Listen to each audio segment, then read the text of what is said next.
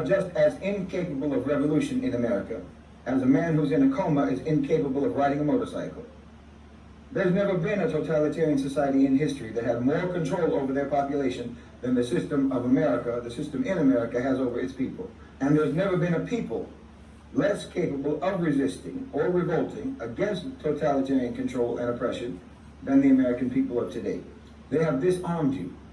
I'm not talking about your guns. You've got your guns, but if they were scared of your guns at all, they wouldn't let you have them. So stop talking about your useless guns. Giving you guns is like giving a baby hammer and nails and expecting him to build a house with it. You won't do anything with those weapons except point them at whoever they program you to point them at. And if they thought for a second that you might actually point those guns in the right direction, well, they'd take them from you so fast it'd make your head spin. No, you've been disarmed mentally, you've been disarmed intellectually, you've been disarmed psychologically, emotionally, and culturally. See, you have a top-down culture in America, you understand? Not an organic from the ground up culture. Your culture is controlled from the top down. Think about that. Stop and reflect on that. Everything that represents cultural expression is a business. It's branded, it's a commodity. It's created, it's crafted, it's molded, it's marketed, and sold by corporations.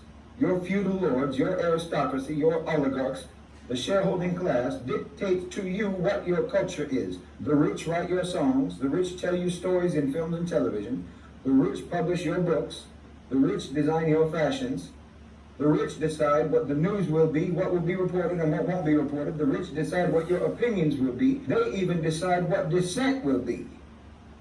You understand? Yes, even dissent is prepackaged for you.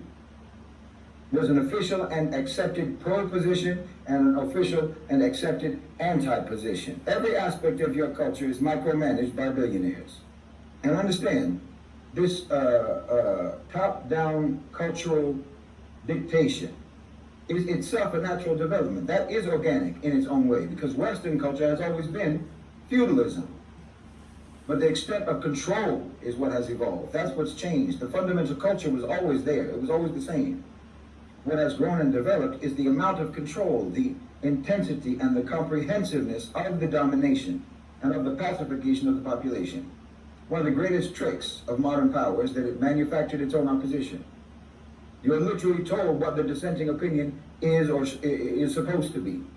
You're given two sides to choose from, but both sides ultimately serve the same system. That's why elections change nothing, why political debates are just theater, why every controversy is just another episode in an endless scripted spectacle. People believe that they're engaging in resistance, when in reality, they're simply playing their assigned roles in a pre-approved narrative.